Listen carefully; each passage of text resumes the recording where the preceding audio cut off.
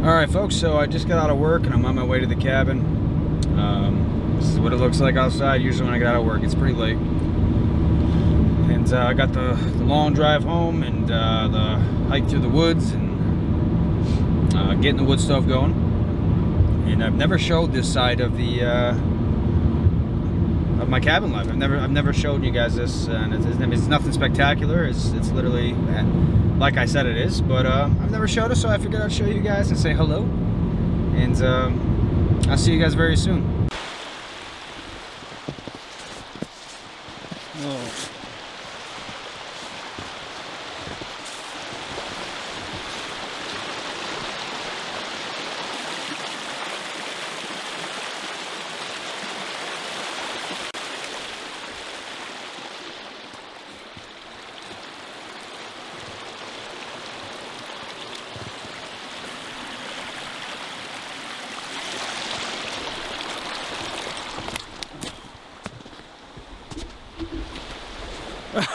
Mission accomplished.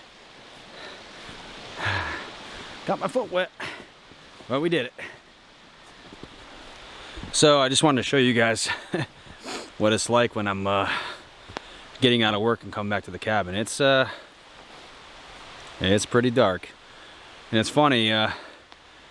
Yesterday it was freezing cold, and today it's warm and raining. So it's pretty hard getting across that creek. Everything's slick and icy, and just put my foot in the water. The bridge is right now underwater at the creek, so yeah, fun times. But this is a normal routine. This is one of the negative things about living out to this cabin, but I still wouldn't trade it for the world.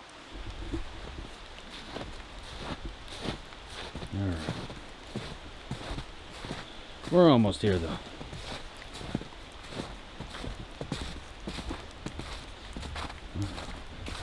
Home sweet home.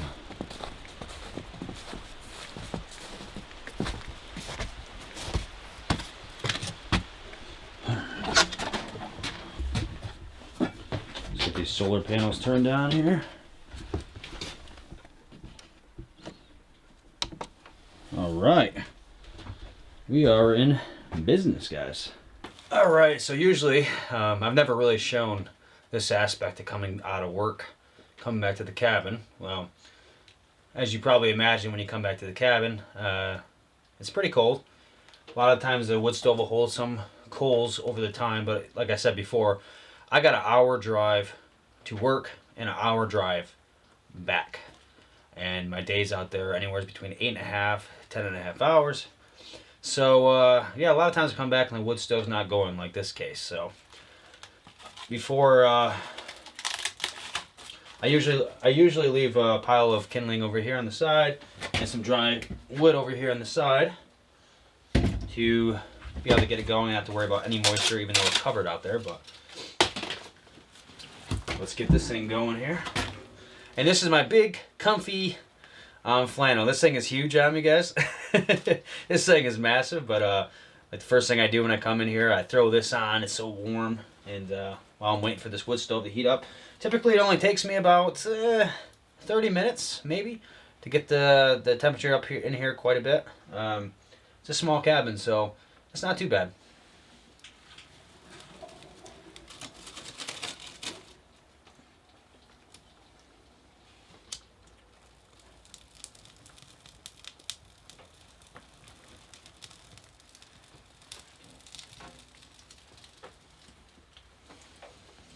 So as I'm sitting here waiting for this cabin to warm up, I kind of want to touch base. When I was walking in, I said, you know, I've put my foot through the water in the creek, and I got to walk in and, you know, sit here for 30 minutes for the cabin to warm up. But I said it's still worth it. And for me personally, it is. I wouldn't trade it for the world, and I really, really mean that.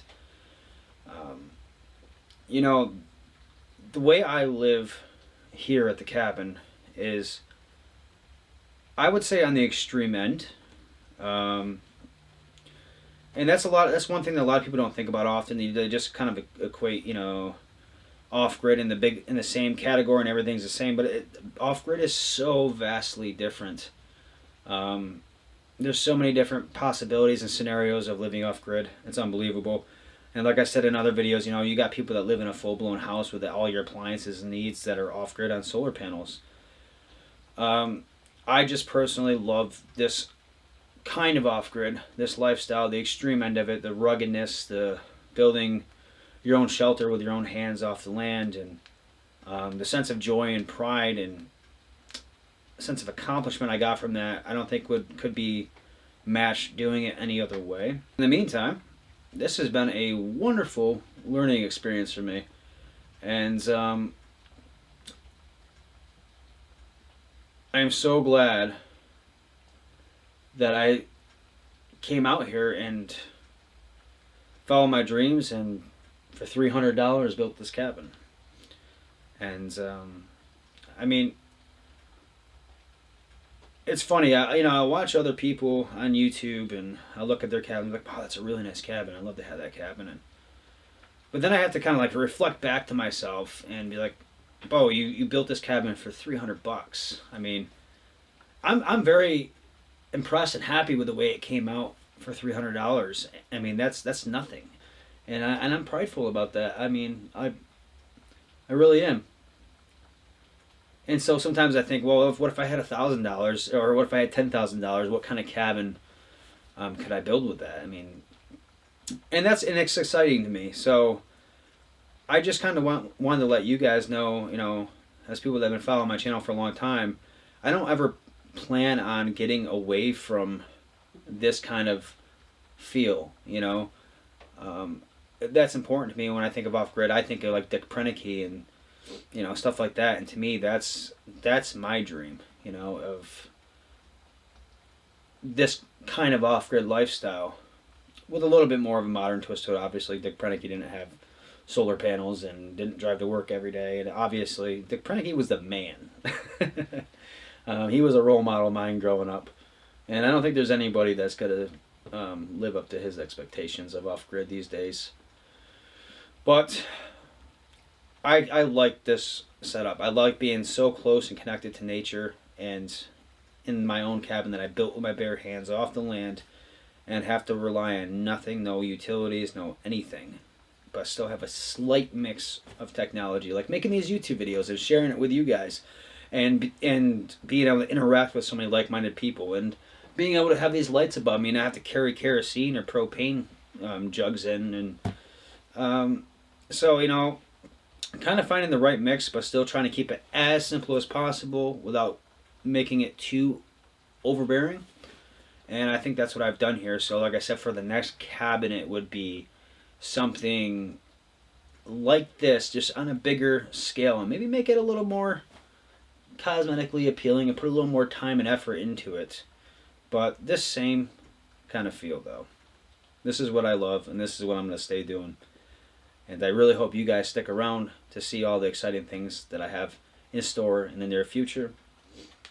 And I just thank you guys, really.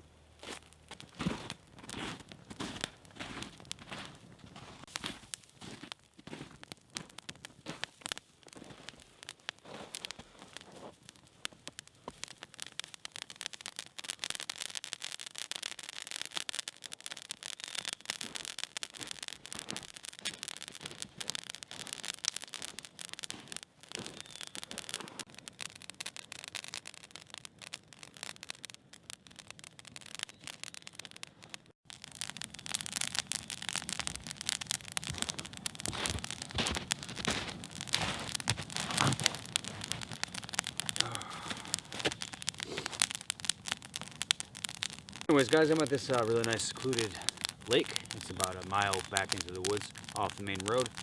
It's a very nice little spot. I figured I'd come here and kind of collect my thoughts.